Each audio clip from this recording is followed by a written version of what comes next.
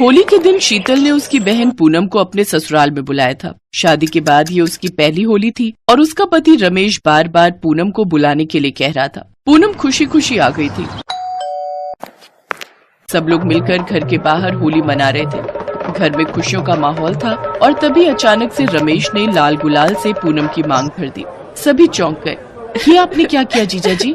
तुम्हारी मांग भर दी, आज से तुम मेरी पत्नी हो। सबसे ज्यादा धक्का तो शीतल को लगा। ये आप क्या कह रहे हैं? आपकी पत्नी तो मैं हूँ। तुम्हारे जैसी पत्नी किसको चाहिए? इतनी बदसूरत हो तुम। तुम्हारी बहन कितनी खूबसूरत है। लेकिन आपने अग्नि को साक्षी मानकर मुझसे शादी की। अरे छोड़ो ये सब बातें। तुम्हारे बाप ने धोखे से तुम्हारे साथ मेरी शादी करवा दी थी। मुझे तो हमेशा से तुम्हारी बहन पसंद थी। ये बात तो आप मुझे पहले ही बता सकते थे जीजा जी, मैं खुद ही मान जाती। मुझे जीजाजी मत बुलाओ डार्लिंग, तुम मेरी बीवी हो। चलो, माँ आरती की थाली लेकर तुम्हारा इंतजार कर रही होंगी। रमेश पूनम को लेकर घर के दरवाजे पर गया। वहाँ सच में जानकी आरती की थाली लेकर इंतजार कर रही थी। आओ आओ नई बहू, अंदर आओ। आज मेरे घर में नूर आ गया है, नूर। मैं तो हमेशा से तुम जैसी सुंदर बहू चाहती थी, लेकिन तुम्हारे पिता ने तुम्हारी बदसूरत बहन को हमारे गले लटका दिया। हाँ माँ जी, बदसूरत तो वो है। ऐ शीतल, तू वापस चली जा। आज से इस घर में तेरे लिए कोई जगह नहीं है। लेकिन पूनम, तू ऐसा कैसे कर सकती है मेरे साथ? मेरा ससुराल कैसे छीन सकती है मुझसे? मैं सब कुछ कर सकती हूँ, समझ गई? तू डिजर्व नहीं करती है ये सब। जा, घर लौट जा। हाँ, लौट जाओ। इस घर में अब तुम नहीं रह सकती हो। सभी ने मिलकर शीतल को वहां से भगा दिया। शीतल मायके वापस चली गई और सिसक सिसक कर रोने लगी। कि क्या हो गया मेरे साथ? पूनम ने ऐसा क्यों किया? बचपन से वो बस मुझसे सब कुछ छीनती आई और आज उसने मेरा सब कुछ छीन लिया। शीतल के माता पिता उसे शांत करने लगे। रो मत बेटी, ये तो नसीब नसीब की बात है। हाँ बेटी, तू हमारी अच्छी बेटी है। तुझे कोई जरूरत नहीं है वहाँ वापस जाने की। पूनम शीतल से 1 साल छोटी थी, लेकिन तेवर उसके ही ज्यादा थे। शीतल काली थी और पूनम गोरी।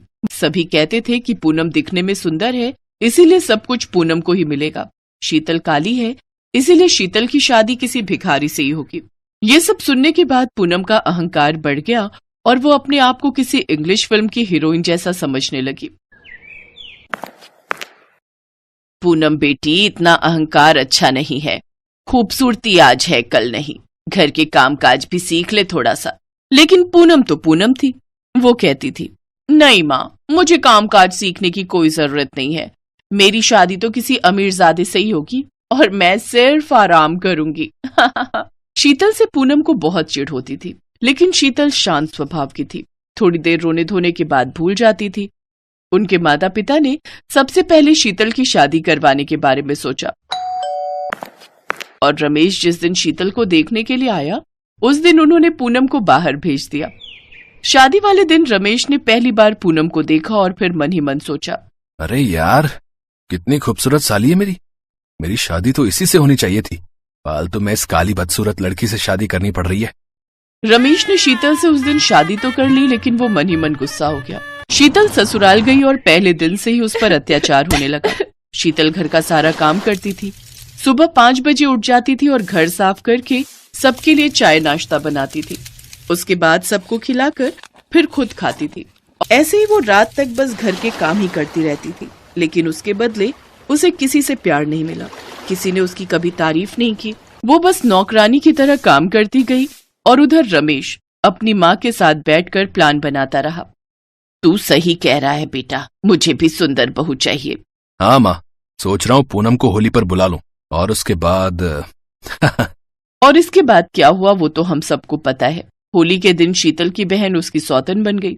पूनम को शीतल से कुछ छीनकर बहुत मजा आता था, इसीलिए वो बहुत खुश थी।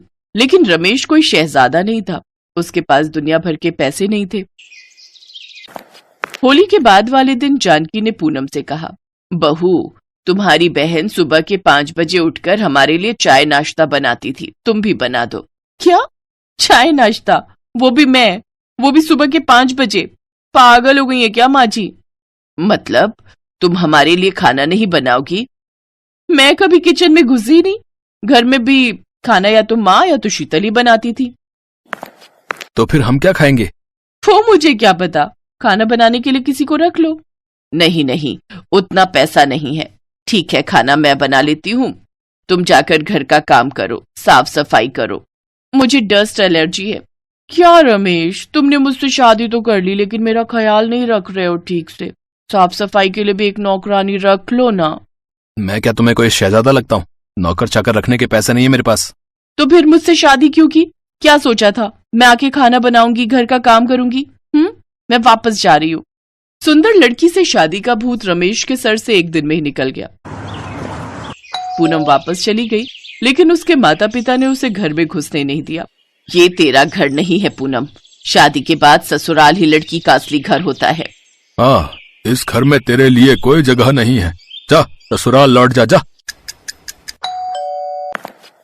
रमेश आकर शीतल से माफी मांगने लगा, लेकिन उससे भी कुछ फायदा नहीं हुआ। शीतल नहीं गई। रमेश पूनम के साथ और पूनम रमेश के साथ फंस गया और घर में हर रोज झगड़ा होने लगा और शीतल खुशी खुशी अपने मायके में बाकी की जिंदगी गुजारने लगी।